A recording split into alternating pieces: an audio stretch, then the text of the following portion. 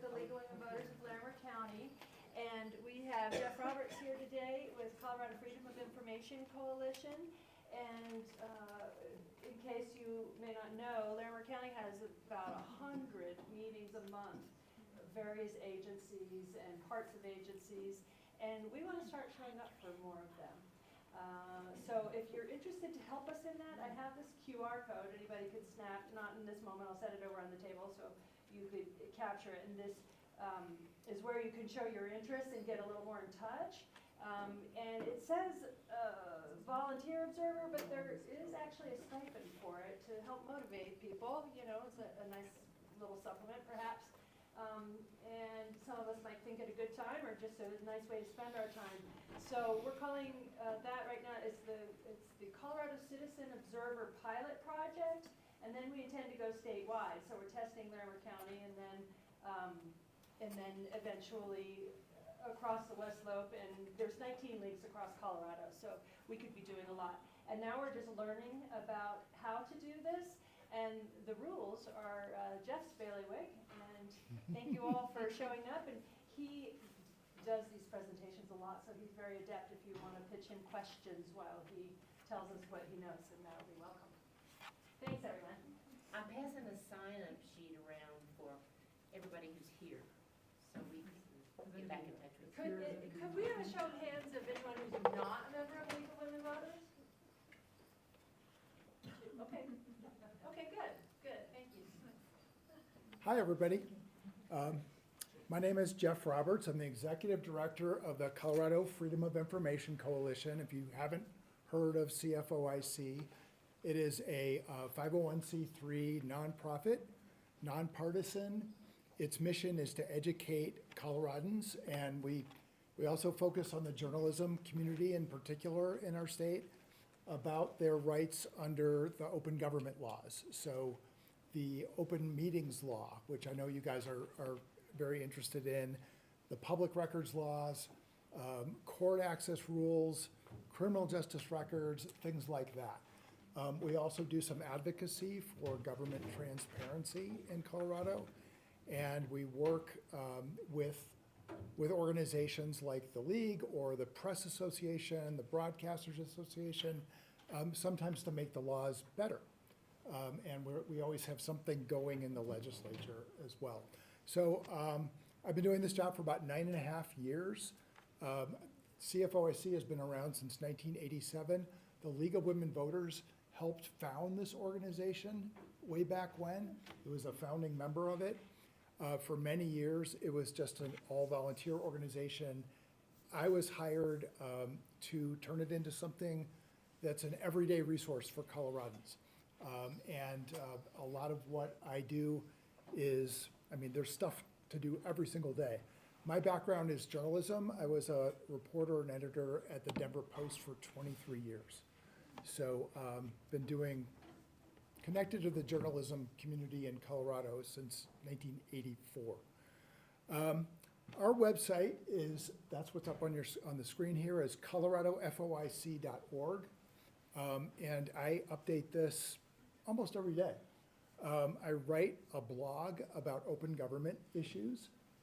You'll see the latest thing that I wrote about a Court of Appeals ruling. I also aggregate stories from around the state about open government issues.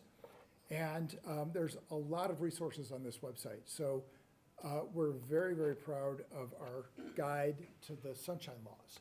So this is something we used to publish just in a booklet form. And a year ago, we put this online. I completely rewrote the thing. I put it online, and it is searchable by topic here over on the right side. And it links to the statute, it links to case law. What's great about having it online is that I can update it. So a court of appeals or Colorado Supreme Court ruling comes out that's relevant to open records, open meetings, and I update the guide. The legislature passes a new law, and I update the guide. So it's there, it's free. It's for anybody to use. We want people to use it. We want people to know what their rights are under these laws, yeah. So is it downloadable, or do you recommend not doing that? Because There's you not get- really a way to download it. I wouldn't, try to, it's just there on And existing. it's most accurate. Yes, it's there online, that's, I don't have a PDF version of it or anything like that. It is there as a sort of a living document that I will change when needed. It also works on your phone. So please check out our website when you get a chance. You can sign up for our newsletter if you'd like. If there is a sign-up sheet going around, you can put your email address on there if you're interested in getting our newsletter, and I can put you on there. But there's a way to sign up online too. So I'm going to talk today about these laws and a little bit about how to use them. Come on.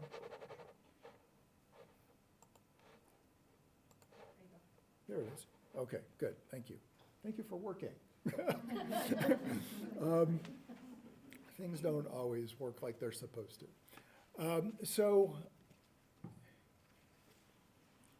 And once again, everything I'm going to talk about today is in that guide. So if there's something that you didn't get the first time around, then it's in there. You can always email me with questions. Please ask me questions as I'm talking now, if something that, you want to follow up on something. So in Colorado and nationwide, we have these open government laws. You might be familiar with the federal FOIA, Freedom of Information Act. I don't deal so much with that because there's so much to do on a state and local basis.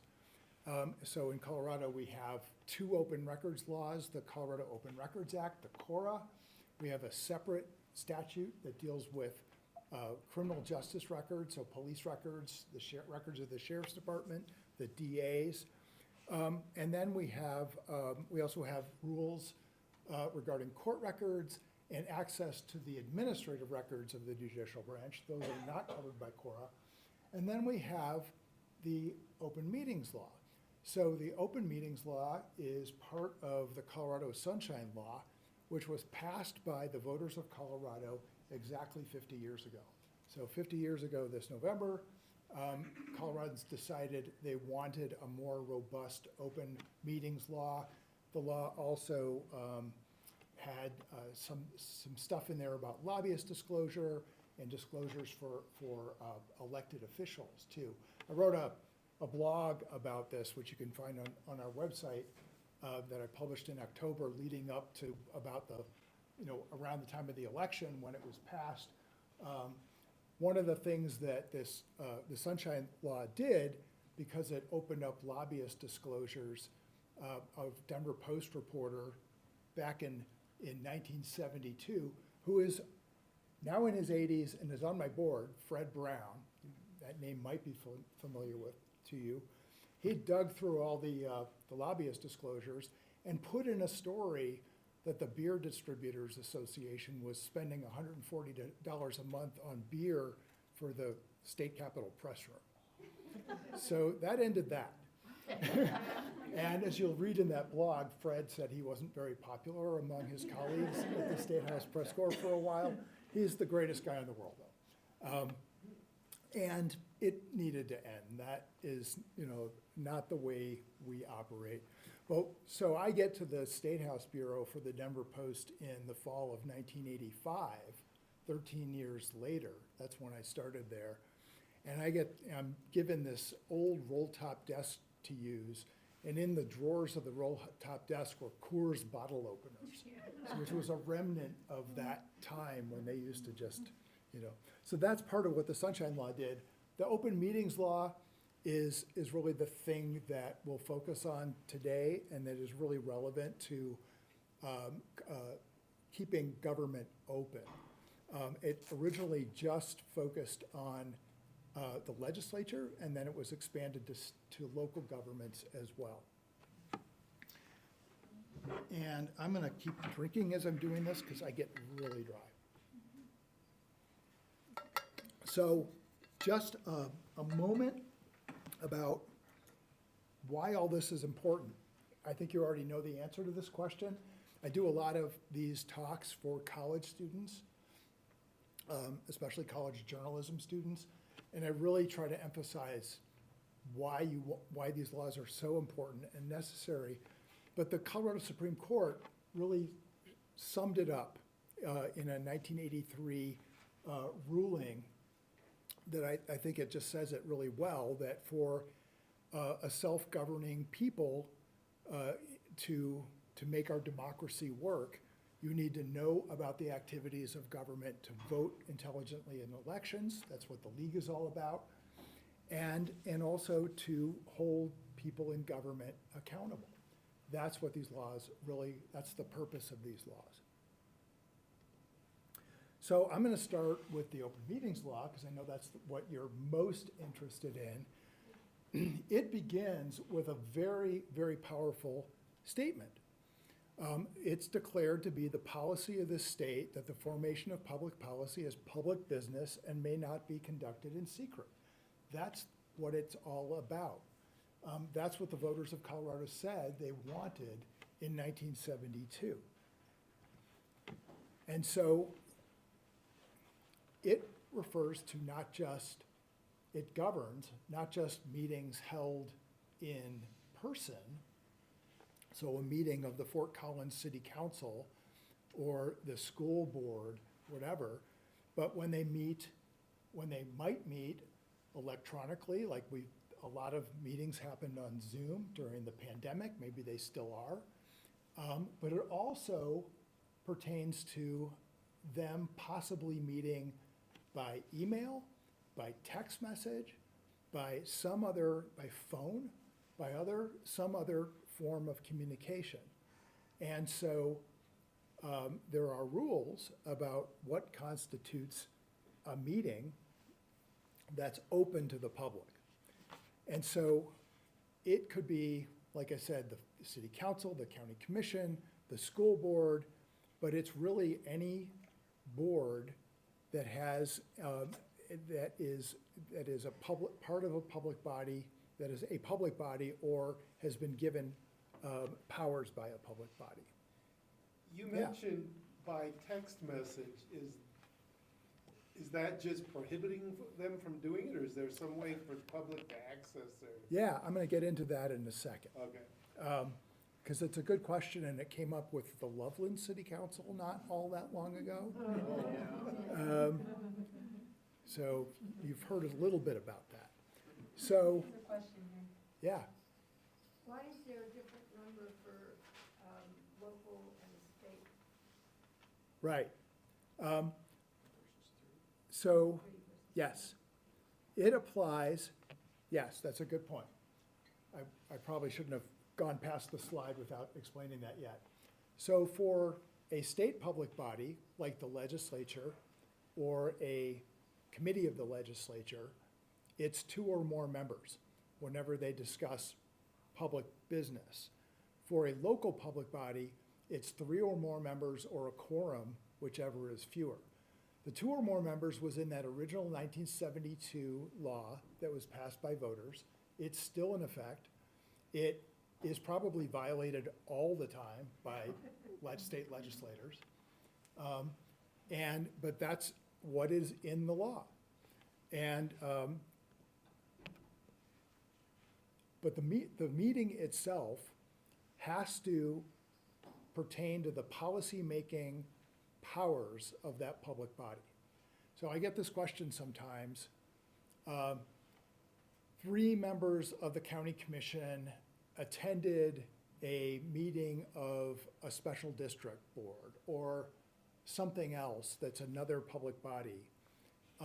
Should they have noticed that? Is that automatically open to the public if 3 members are at something else? The meeting itself, according to the high courts in Colorado, has to relate to their policy-making function. So if they're just getting a briefing from the sheriff about some crime that happened, it may not relate to that. but almost all of their meetings will relate to that. And so you can, occasionally we get some question about that.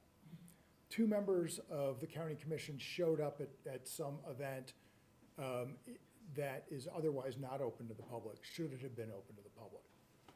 Did you have a question? Yes, a few weeks ago in Loveland, we got a strange notice that after council meetings, 3 or more counselors may be meeting at one of the following restaurants or bars. Okay, so were they doing that to invite you to show up, or? So the issue there is they're allowed to do that. The 3 council members can go to a bar after a council meeting and they can talk about their kids, they can talk about the Broncos, they can talk about whatever. If 3 or more members of the council start talking about what they just did at the council meeting, Yeah. and it's related to their policy-making function, that's supposed to be an open meeting. So, But does it need to be more specific than that? well, it's interesting Or that do we they, have to have 10 people at various yeah, bars? I mean, saying, so, "Oh, they showed so up you here." don't know that they're not violating that unless you're there, or if somebody tells you that they went off topic, that they started talking about public business. So, it's interesting that they told you they were gonna go there Yeah, it was an and do announcement. that. Yeah. I guess it shouldn't matter if they're not getting into any kind of public Yeah. business. So I don't know if they were basically telegraphing that they might be talking about public business by doing that. I guess the only way to know is to show up and listen in. How much time, though, Jeff, do they have to, can they just say, oh, well, 3 of us are here right now, and so we're announcing the meeting, and Well, then, for- there's no, For a local public body, there's, if there's a notice requirement.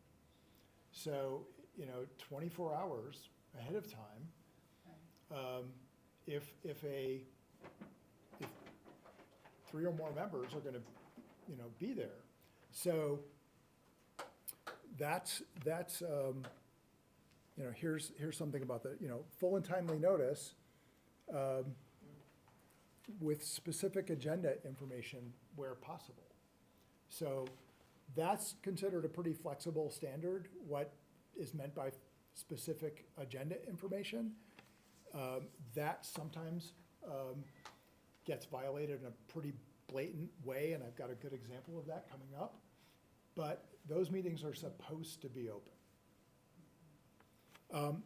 And as far as text messages and things like that, so the issue there, I believe there was a story in the Reporter Herald a few months ago.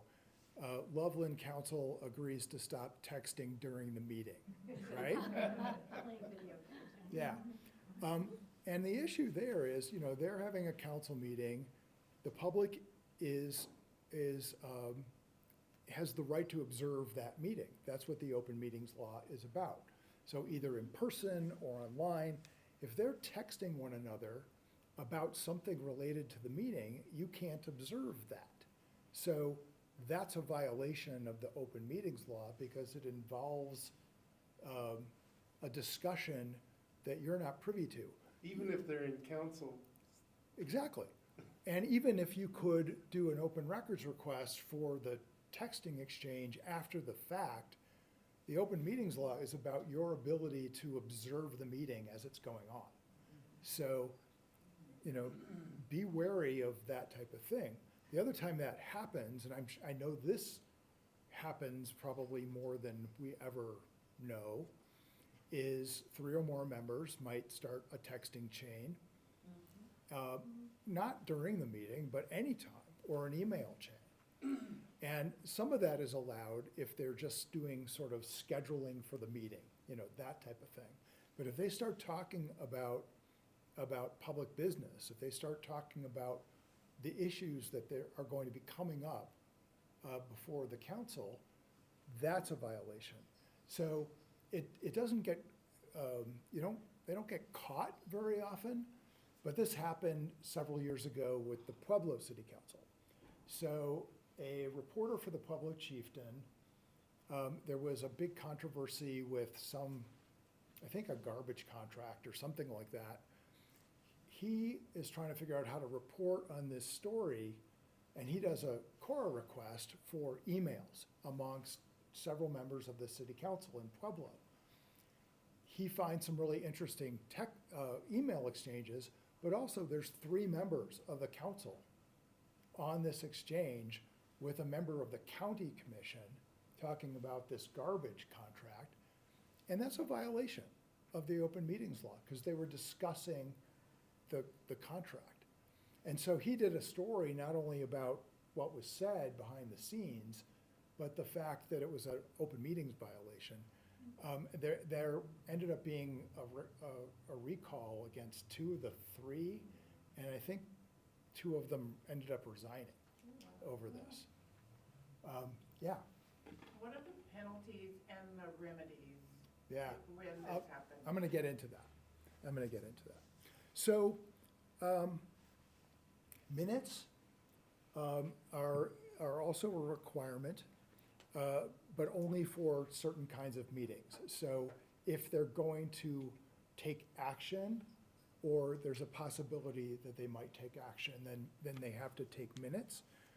Open meetings should be recorded. And then back to that agenda or the notice. So this is a really blatant violation that actually ended up in court not too long ago. The Woodland Park School Board, controversial issue for them was a memorandum of understanding with a charter school. It was a controversial charter school. Some people really wanted it, some people didn't want it. The board put it on the agenda under board housekeeping. That was all that was on the agenda, were the words board housekeeping. They ended up talking about this very controversial issue, and somebody sued. And so it doesn't happen that there's lawsuits like this all that often, but somebody was pretty mad. And the judge eventually ordered the school district to be more forthright with how they announce these things. But then they allowed them to, the attorney who represented the plaintiff ended up not getting his attorney's fees in this case because the judge allowed the school board to quote, cure the violation at the next meeting, which was really, I don't know. It was such a blatant violation, I think. You know, how's anybody supposed to know? The point of the notice requirement is for you, the public, to know what's gonna come up at the meeting. And if it just says board housekeeping, how do you know that it's actually a really important issue? Another thing that has ended up in court in Douglas County, and this is still in court, although there's been one ruling in the case, and this was pretty high profile. If you guys watch Next with Kyle Clark, he did a lot of stories about this, because they fired the majority of the school board fired the superintendent outside of public view.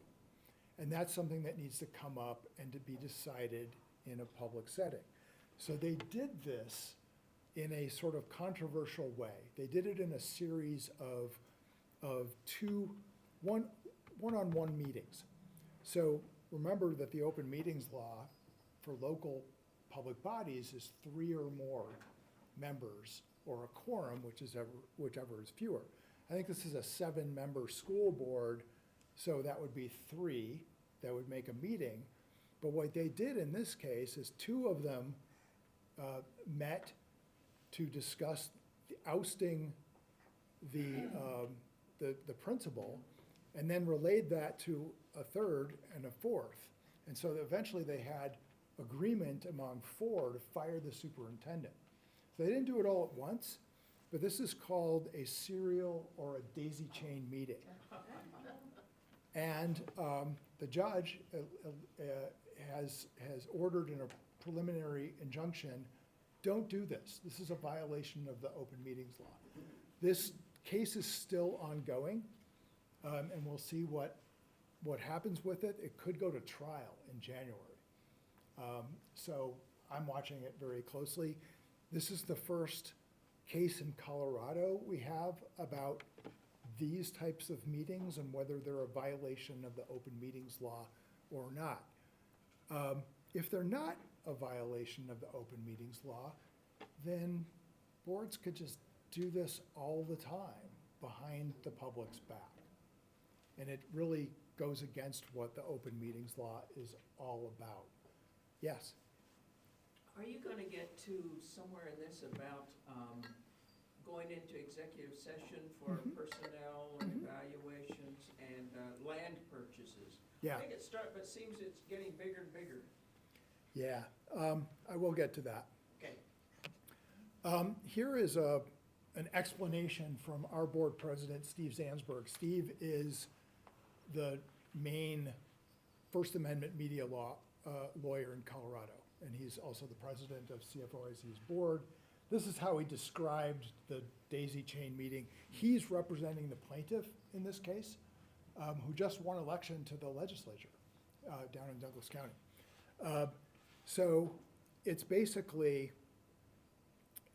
two members of a school board can meet and talk about whatever. It's not a meeting under the open meetings law. But once they start sharing how they feel about that topic with a third or a fourth, then it becomes a meeting under the open meetings law, or at least we think it does.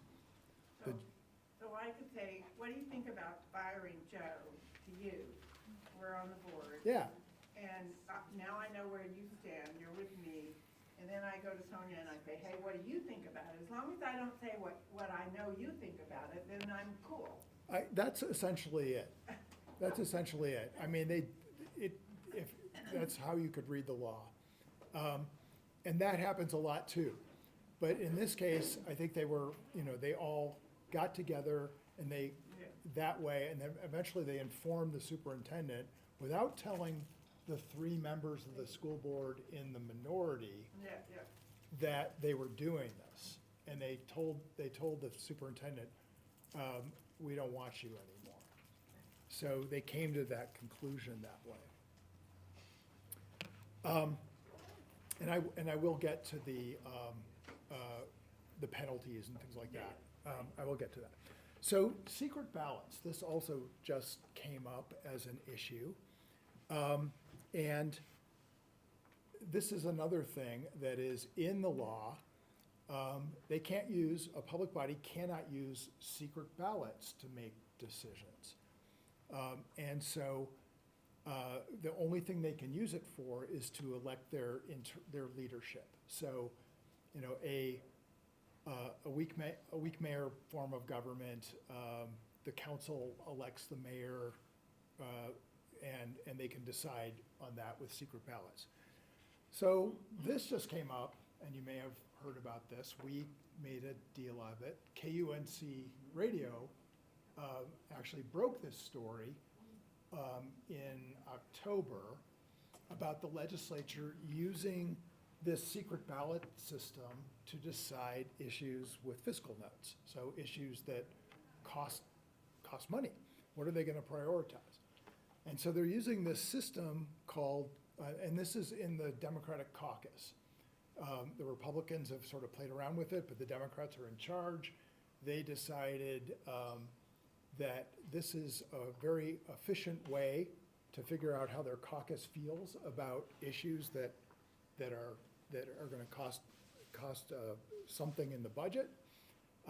It's called quadratic voting, and they've been doing this for like 3 years now. And KUNC did a deep dive into this, called me. What do we think about that? Well, there's two problems with it, two big problems. One is that the legislature itself outlawed the use of secret ballots to make decisions. That's in the law. I think it's been in there since 2013, maybe 2011.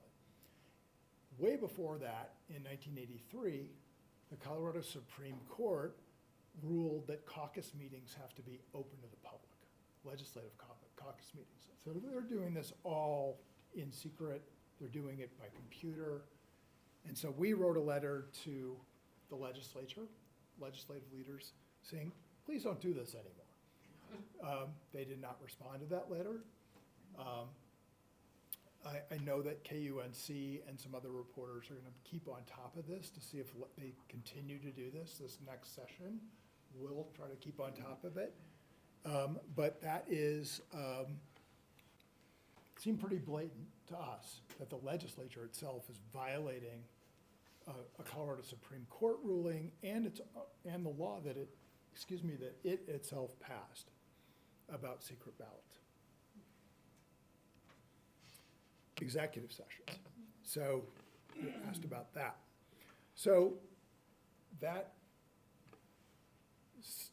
lead into the Sunshine Law, the Open Meetings Law, that it's the policy of Colorado that the formation of public policy shall not be conducted in secret. There's some exceptions to that, and that's when they can close the door and go into executive session. And there are specific things that they can talk about behind closed doors. And that could be actually closing the physical door. If they're on Zoom, that's excluding the public on the Zoom, whatever. There's a very specific procedure for going into executive session, and this is another thing to sort of watch out for if you're going to be going to public meetings. They have to announce the particular matter to be discussed in as much detail as possible without ruining the point of going into executive session. So they need some topic specificity so that the public has some idea what they're gonna be talking about behind closed doors. It also sets some guardrails for them internally that they know they're supposed to stay on topic. They're supposed to cite the provision in the Open Meetings Law that allows them to go into executive session, that authorizes it, and then they have to take a vote to do that. This gets violated a lot, I think.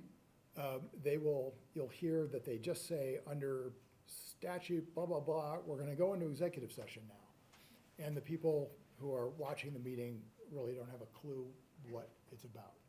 So they need to be more specific than that. There is a Court of Appeals ruling about this from a couple years ago about how specific they gotta at least tell you something about that in order to do that. And you can't make decisions in executive session.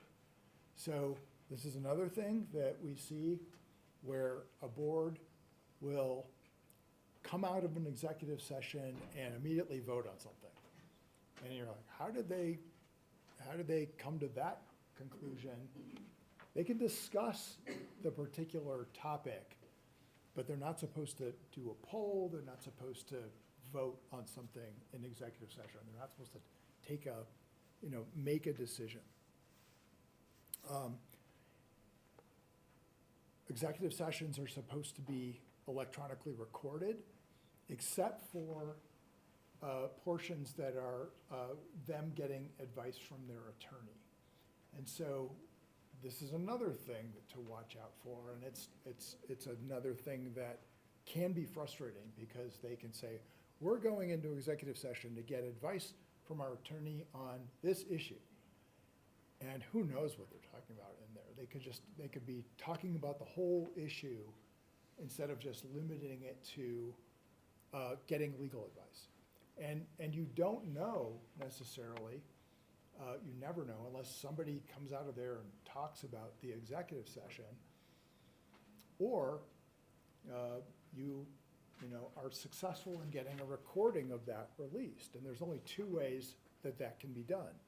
The public body itself has to vote to do it, or you take them to court. And you get a judge to listen to the recording in their chambers, and they decide. That doesn't happen very often.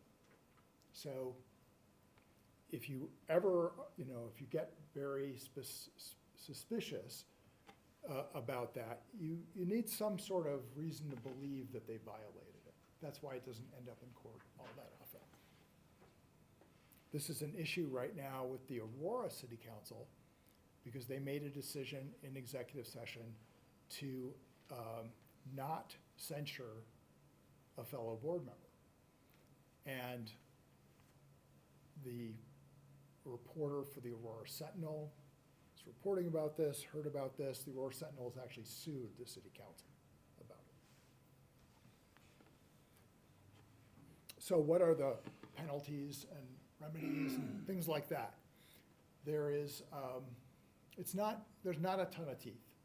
So these are some of the violations we've just talked about: making decisions in executive session, discussing public business, outside of public view by email or text message, using secret ballots, failing to provide the proper procedure, these serial or walking quorums we talked about, discussing a topic behind closed doors that's not authorized.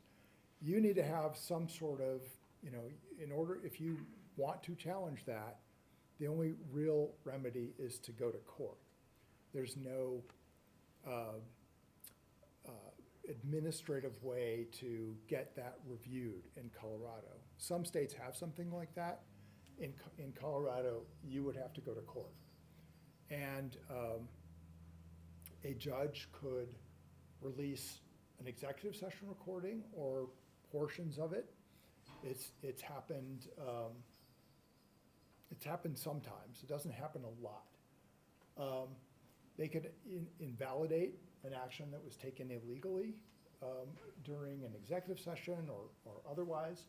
They can issue an injunction like the judge in Douglas County has against the school board there for, at least initially, deciding that these serial meetings to fire the superintendent were against the law. So that we've had an injunction in that case.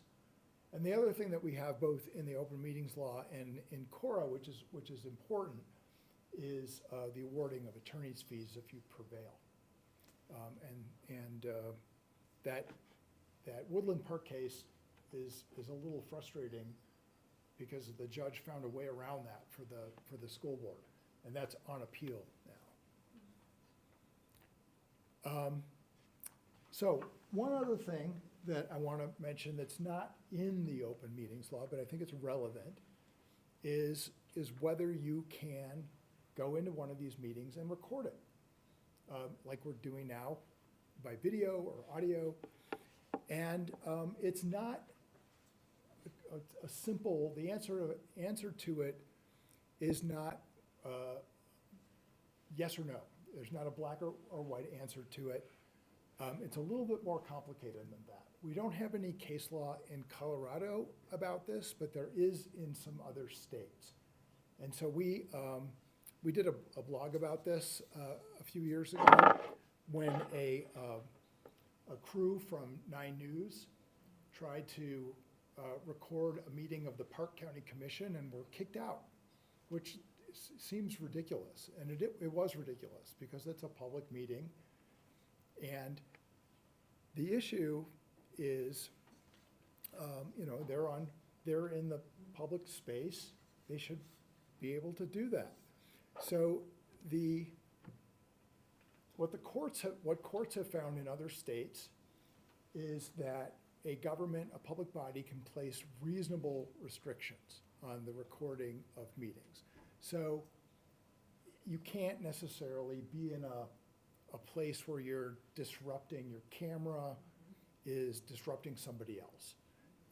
It's also small now, the technology, like what you've got going there, it's pretty easy to not be disruptive, I think. And so what they need to do, if they're going to have restrictions, it's got to be drawn up very narrowly to burden as little speech as possible.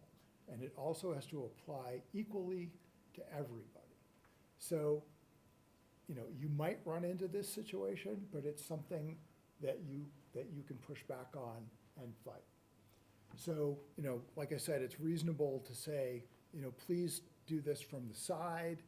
You're not disrupting people. You're not in front of them or whatever. You're not blocking their view, things like that.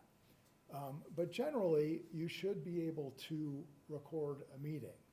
And I hear about this every once in a while where people are blocked or restricted from doing that. Yeah, How does that compare, or how does the court justify closing court to such things? that's a very good question. And that's, when I have talked to Steve Zansberg about this very thing, that's what he brings up. He'll say, well, you know, we don't have cameras in the US Supreme Court. And so courts, and it's, you know, when you cameras in the courtroom are really up to each judge and each case. So there's not any kind of universal right to that. And that's, in his mind, a reason why courts haven't just said, you know, blanketly, all public meetings can be recorded however you want. So if you were to challenge this, I mean, some courts have, like I said, around the country have supported this notion that you should be able to do it. We don't have any cases like that in Colorado yet. But it may all ultimately come back to that, because the judges who make these decisions about whether the law was applied correctly or not, they think about their own courtrooms too. And they, you know, and ultimately the US Supreme Court still hasn't gotten there. They've got audio, but not video. Well, you could do streaming. I mean, I could see that down the line, not just a video, but actual streaming. Yeah, so it's very interesting with courts, because there may be a bill coming up on that this coming session. And there's lots of sometimes tricky issues with courts, right? But a council meeting, a school board meeting, whatever, there shouldn't be an issue with that. Most of them should be doing it on their own anyway. They should be, in this day and age, streaming their meetings, at least making them available after the fact. It's very inexpensive to put something on YouTube now. I was interviewed by Colorado Public Radio recently, and I don't think she's done the story yet. A lot of school districts are doing this, but the Cherry Creek School Board is not. So she was asking me questions about, I think she's going to be doing a story about the Cherry Creek School Board and why they're not streaming their meetings like everybody else is, or at least in the metro area is doing. And they should be doing it. The technology is there, it's easy. I think it's what people want. And if some of you end up doing Observer Corps, it's important to have that for both the public and reporters to cover meetings now. It's certainly extremely helpful and useful to have that. So before I go on to Cora, any other questions about open meetings? Well, Yeah. I'm just curious, like when you say if three people were having text messages. Yeah. I mean, where are those records, and if you're gonna request them, Yeah. how do you get them? You know, I try to erase everything on my cell phone, so. Right. Where are those So the things? text messages are not always easy to get. They are the custodian. If they're using their private phone to conduct public business, they're the custodian of those records. So, you know, Well, and their personal stuff would be on there too. their personal stuff would be on there too. There might be a way to get it even from their provider, but if they don't have it, but they'll probably say, well, I deleted that a long time ago, and you as the requester may just be out of luck in that case. But reporters and other people have requested and gotten text messages on various things, so it can be done. So I have a question. Yeah. So I can't see the Observer Corps or the League suing anybody to get access to records. Yeah.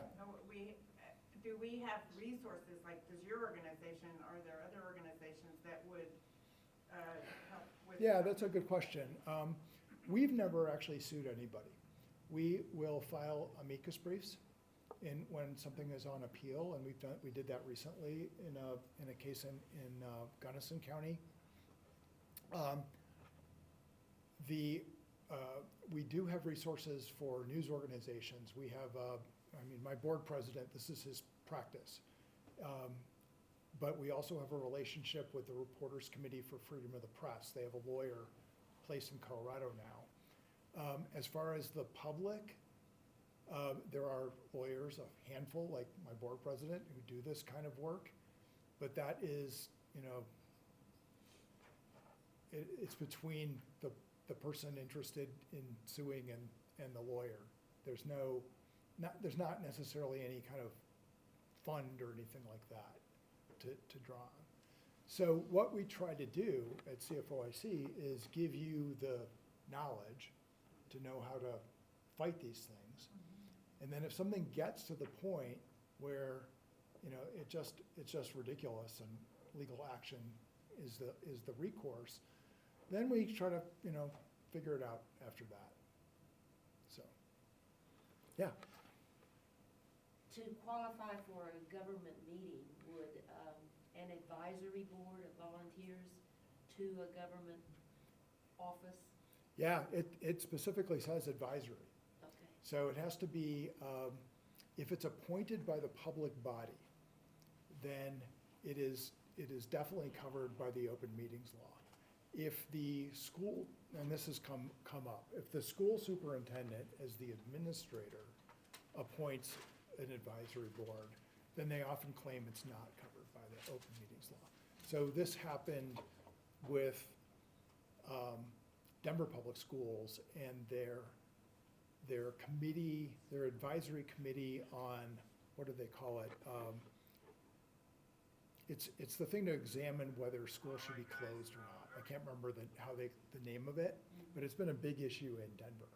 And they closed those meetings to the public. They met for a year, public was not invited to those meetings, and they claimed that they could get away with it because it wasn't actually the school board that had appointed the advisory board, it was under the superintendent. So there's a way around these things sometimes. That's a giant loophole. Yeah, there is a loophole sometimes. It also came up, I wrote about this one, the Gray Wolves reintroduction plan. Those meetings, some of those meetings have been closed to the public for that reason too. Should I get to Cora? Wait, do you have one? Just a short question. So an advisory board, a city commission, can they go into executive session? Same rules would apply. Same. If it's an advisory board that's appointed by the commission or the school board or the city council, the same rules would apply to the advisory board that apply to the Okay. body itself. So it's just what the open meetings law says. So, yeah, I love the questions, this is great. Yeah, and maybe this is more for Sonia and company, but I'm just curious, with the project that we're talking about, do we anticipate a lot of resistance from the organizations that we're gonna observe?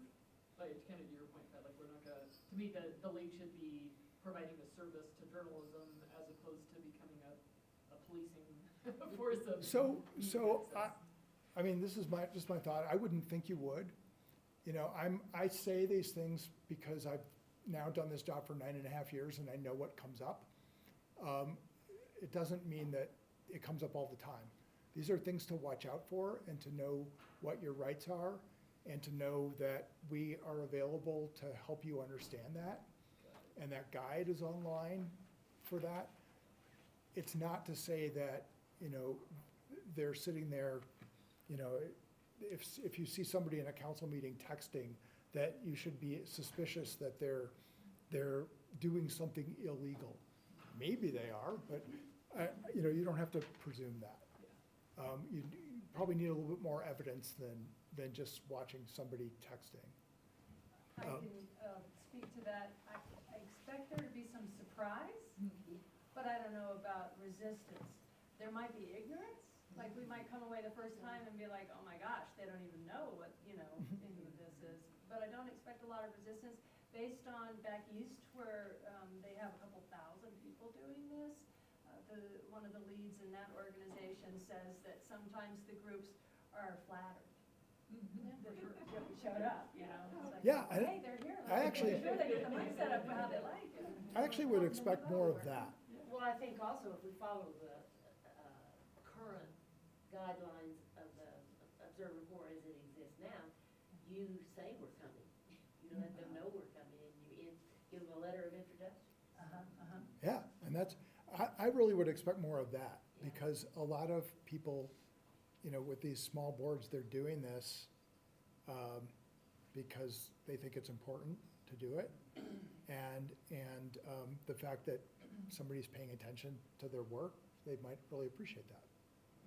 It doesn't mean that they're automatically gonna be trying to hide something. Yeah, we're not out to play gotcha, No, you're observing.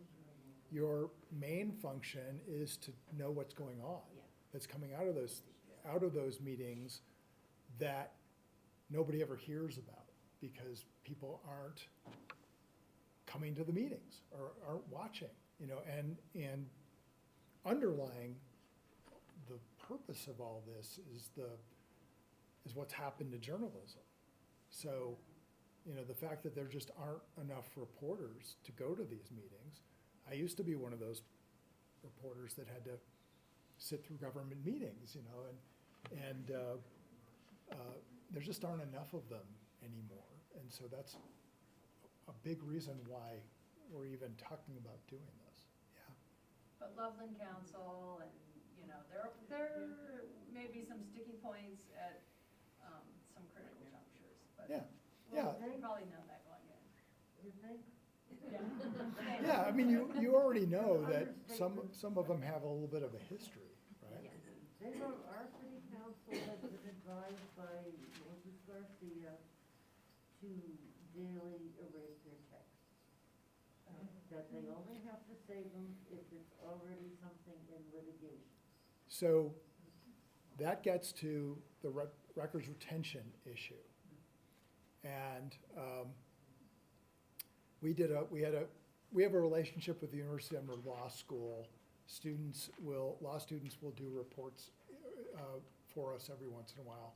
We had one do something about email records retention a few years ago. Our records retention law in Colorado is very weak. So especially for things like emails and text messages. Everybody has a records retention schedule, and you should look at that sometimes, but it's not the fact that it's an email or a text message that decides whether they should keep it or not. It's like what you said, it's the content of it. If it involves litigation or something else that, according to that records retention schedule, is deemed important, they're supposed to keep it for a certain amount of time. So they may regard their text messages as what they call transitory, that they're not important to keep beyond a certain amount of time. Somebody else may have a different view of that text message. A reporter doing a story about something may request those text messages and they could be gone. And that reporter may have thought they were important to keep, even though the council member did not. The example that always comes to mind when I talk about this is the Flint, Michigan water crisis. There were officials eventually held accountable for that, in part because there were emails and things that were available to look at, to see what kinds of communications there were, who knew what when. And in Colorado, if we had something like that, I would worry that those wouldn't exist anymore because of our records retention laws. There's going to be a Cora bill this coming session that we're working on with the Press Association, and we're hoping that we get something addressed in there about that.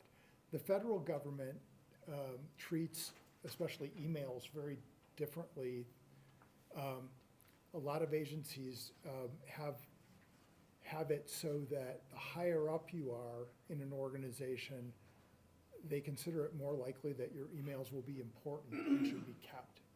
So if they do it that way as opposed to the subject matter. Loveland City Council, certain Loveland City Council members this morning happened to have a meeting about the legislative policy agenda, and that was one of the items that came up that they are vehemently against. What, oh, the Cora bill? Yes. Oh, good, we're already making waves. This is good. They're going along with the Colorado Municipal League's Yeah. position. Yeah, and we will, we will be working with the municipal league and those groups on this. We're not gonna just go into it, in a total adversarial way. We wanna talk it through. We have a good relationship with the municipal league, so we want to, we wanna come up with something that works for both, works for the public and for journalists and for them. So, you had a question? Yeah, and it might be pretty naive and relate to our purpose in doing this, but, I mean, most of these things I can think about do have minutes of their meetings. Mhm. So in terms of like attending and observing, as opposed to reviewing Yeah. minutes, Yeah, what do we get out of that and how should we use Yeah. that? Or so how do we integrate observing with reviewing minutes? the first thing I'll say about that is that the open meetings law just says they should take minutes. It doesn't say what the minutes shall be. So everybody does it differently. Some may have really thorough, great minutes, and some may have really bad minutes, that don't tell you hardly anything.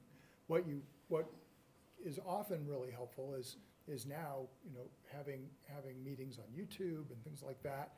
And some of them have this wonderful capability that the Open Media Foundation has incorporated. They're the ones that do the legislative floor action, and and the technology allows you to actually go to a part of the agenda, click on that, it takes you to that portion of the meeting, which is really handy. And so hopefully technology will really help with this, but the minutes themselves, the other problem with that is that they may not post their minutes for a month or so. So, yeah, that can be an issue as well. All right, I'm gonna talk a little bit about Cora. And we'll get back into, this will bring up some of those same issues that we've been talking about, because they can be interrelated.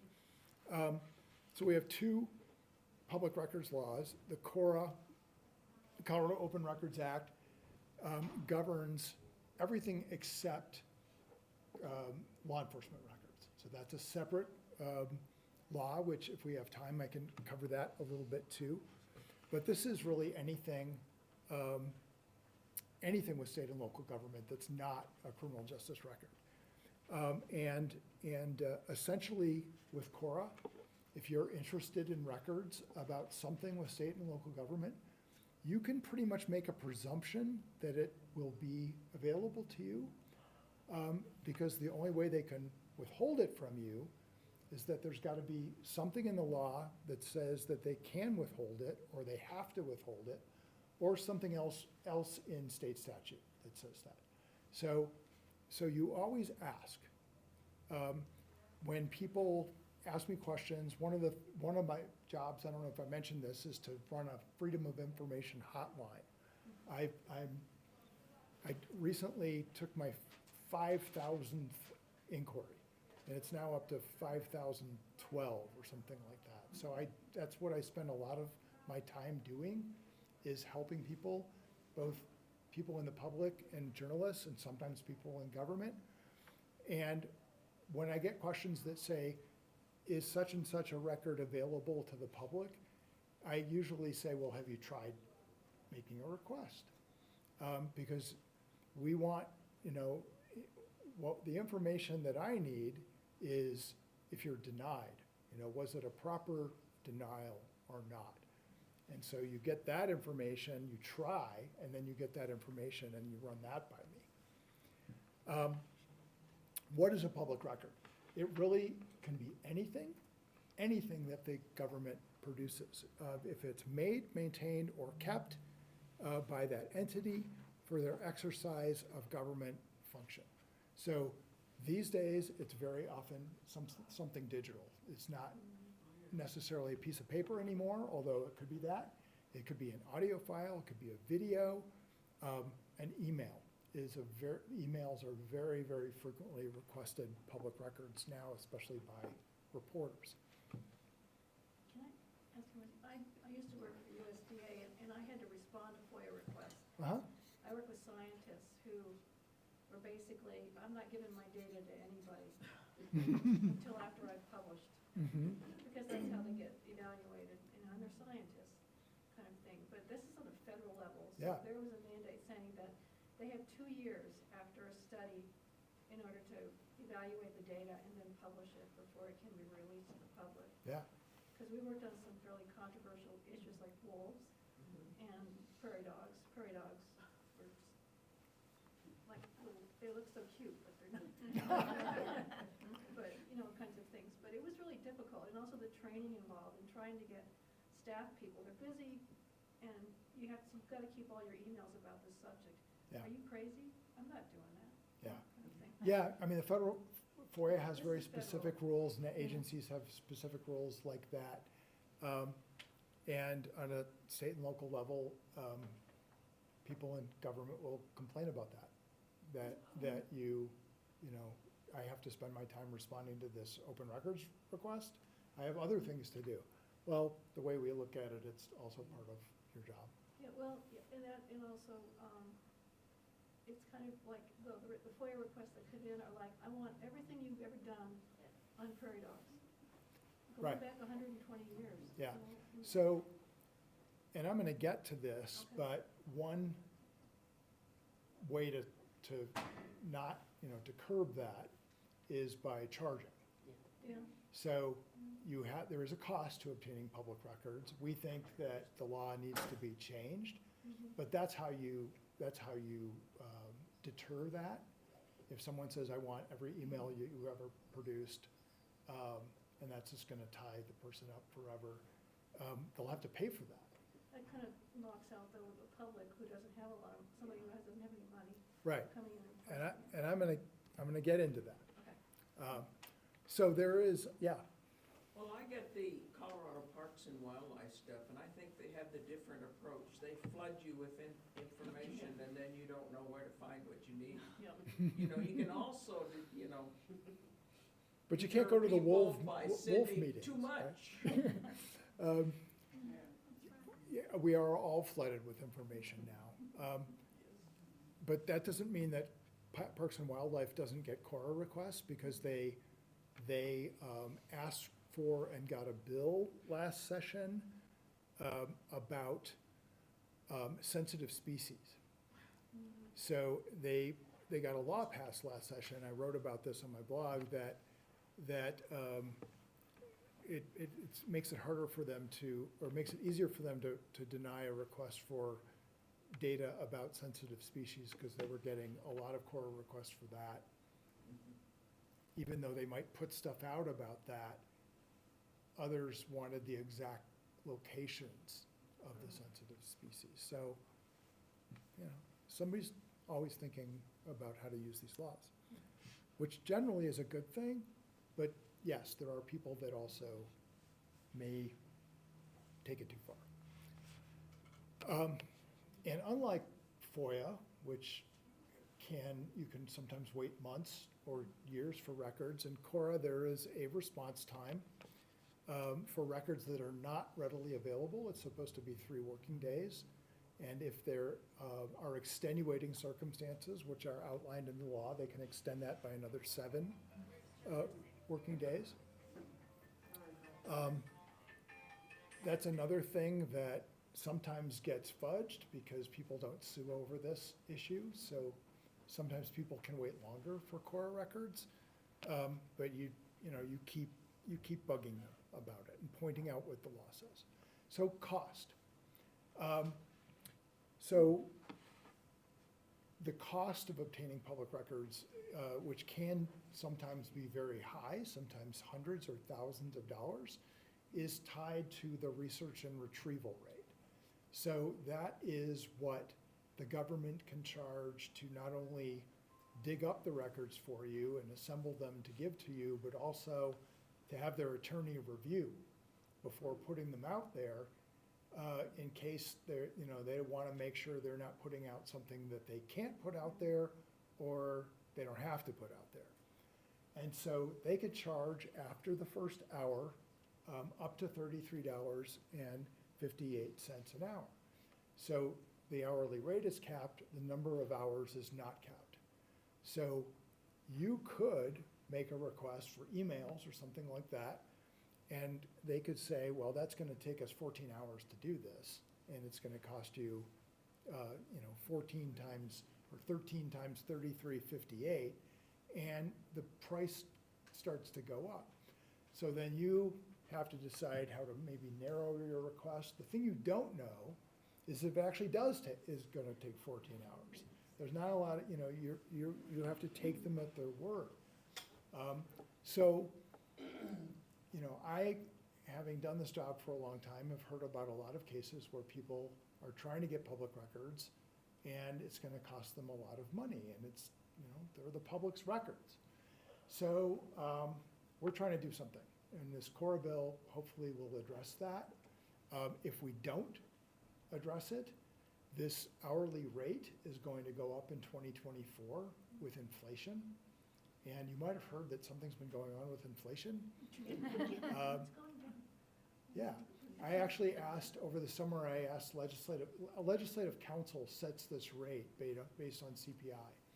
And the director of legislative council, which is the research arm of the legislature, she was very nice. She did a calculation for me about what it would be if they had to calculate the rate now, and it would be over $40 an hour.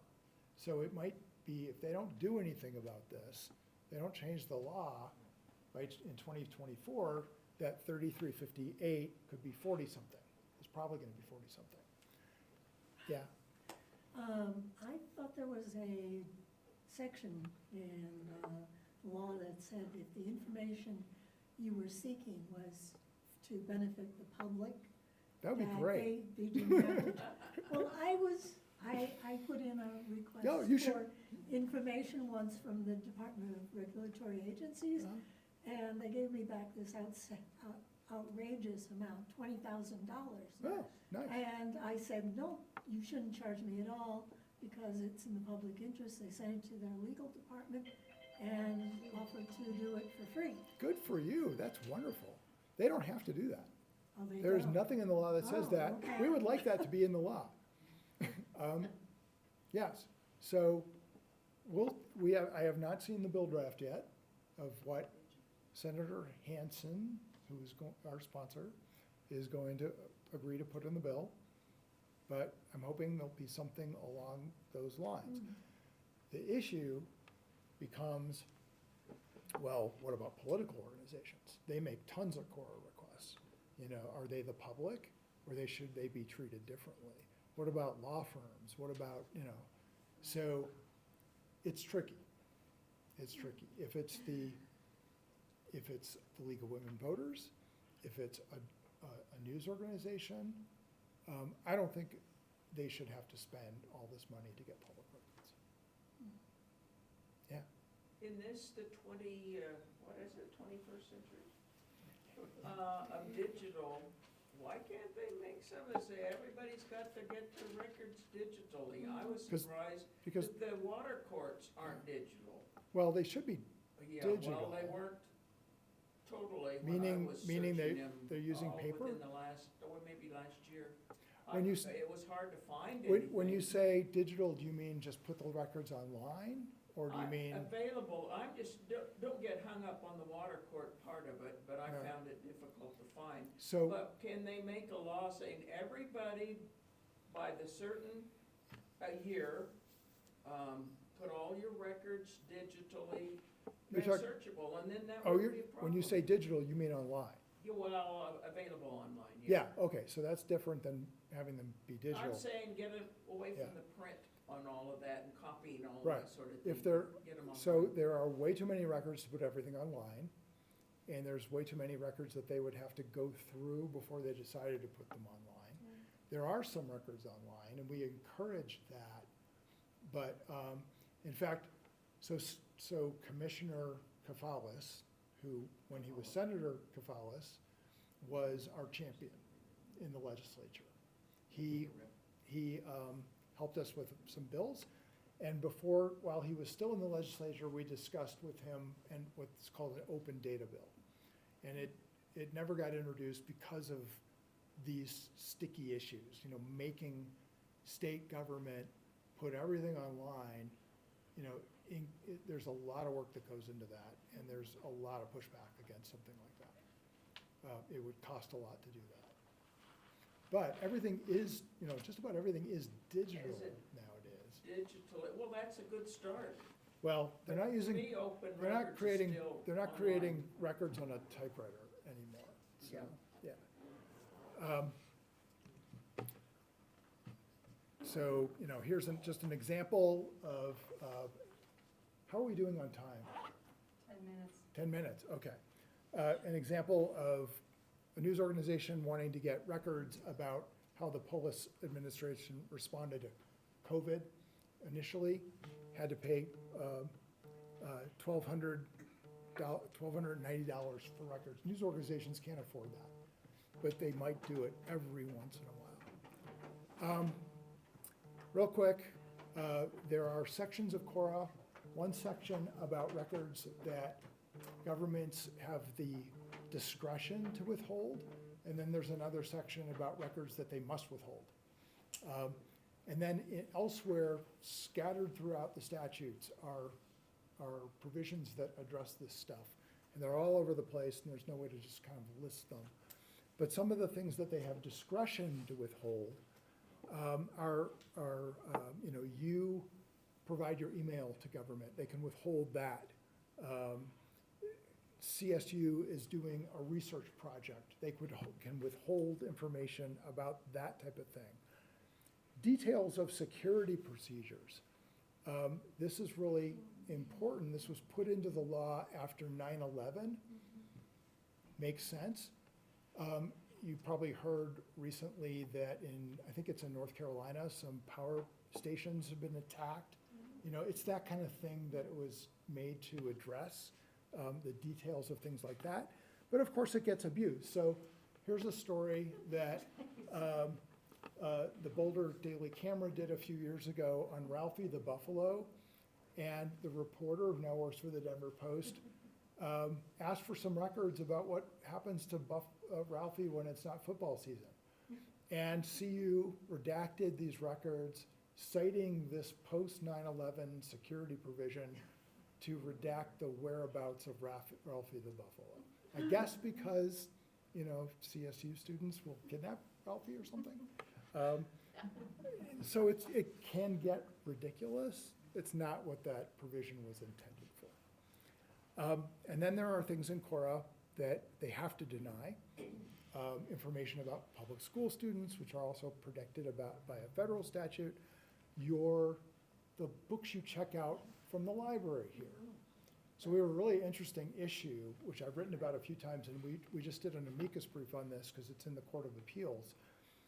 The library in Crested Butte, people, and this may have happened here, people will submit forms to either want to get a book banned or reclassified in the library because they don't like the book. This went to court in Crested Butte in Gunnison County, and the judge ruled that the people's names, contact information can be redacted. It has to be redacted as part of the library user law, which protects the information about the books you check out. But these are people who want to change the policy of the library district to ban books. We think that's a totally different thing. And so that's an interesting issue in the Court of Appeals now about whether people who want to ban books can remain anonymous. You don't even know where they live. I mean, they could be out of state. It makes total sense that the books that you're checking out from the library, that's your business.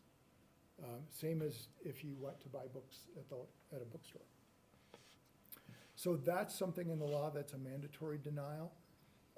There's also a mandatory denial for the personnel files of people who work for government, except that's you have to know a little bit more about that. It's very narrowly construed by the courts to mean their personal information, their home address, their home phone number, not their job Not their performance. salary. Not their salary, not if they've been disciplined. So this is probably the thing we fight the most. You know, a reporter asked for, this just came up recently with the director of the Office of Emergency Management for Colorado. He was suspended a couple times, and a reporter for the Denver Post wanted those records. Why was he suspended? What was the deal with all that? They originally denied him those records. He called me. I got a lawyer involved who convinced the state agency to give up these records. And it was a pretty important story to get out there about the leader of a state agency who was accused of, I think, harassment and stuff. So you have to fight that sometimes. I don't have much time left. Emails. Emails are and text messages, very frequently requested public record. It's the content of the email that determines whether it's a public record or not. It has to do with public business. Doesn't matter whether it's on your personal account or not if you're a public official. So those Loveland city council members who are texting, if they're texting about public business, council business on their Verizon phone that they paid for, those text messages would still be public record that you could hopefully get access to if you tried, because they concern public business. The text messages that have to do with anything personal, no. We have some case law about this. Several years ago, the Arapahoe County clerk was having an affair with his deputy. The Denver Post and the Rocky Mountain News heard about this. Apparently they wanted the messages between them. And this went all the way to the Colorado Supreme Court, which held that the messages about their personal business and their affair were not public records, but if those messages also talked about county business, the budget, the boring stuff, those were.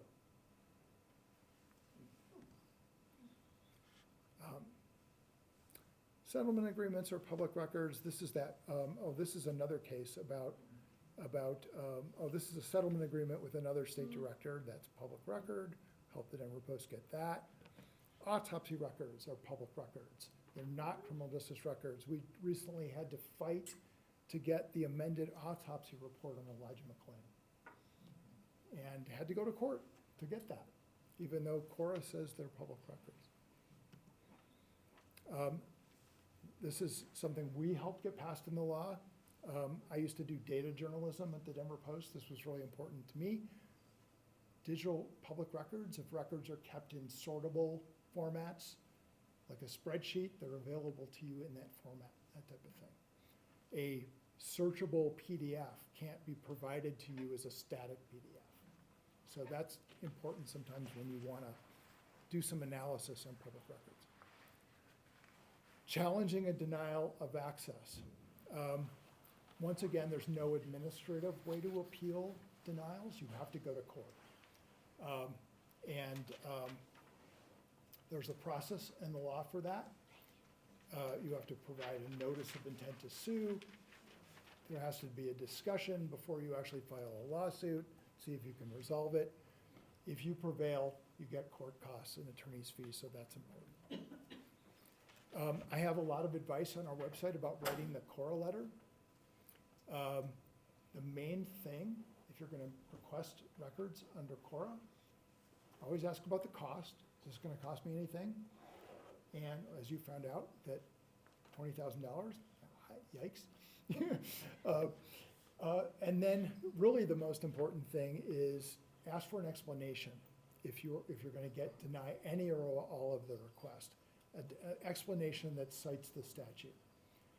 They often will just include that, but if you ask for it in your request letter, you know you're gonna get it, you're entitled to it under the law. It's really important information, because then if you get some denial and you're like, this doesn't sound right to me, you can run it by Jeff, see what he thinks. We don't really have time to get into criminal justice records, probably. They operate a little bit differently. I don't know that you guys will ever be requesting that like reporters do. We've made a couple of really good strides in Colorado with criminal justice records, with police internal affairs records. We helped get those open a couple of years ago, 3 years ago. And now we also have a new law on body cam footage, which is really important to hold police accountable. So that's my thing.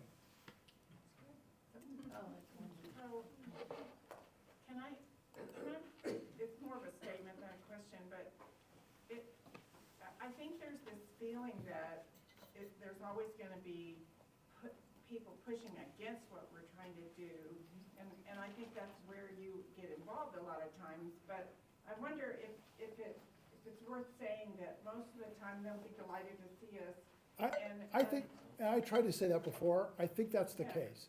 I really think that's the case. So my role is twofold, I think.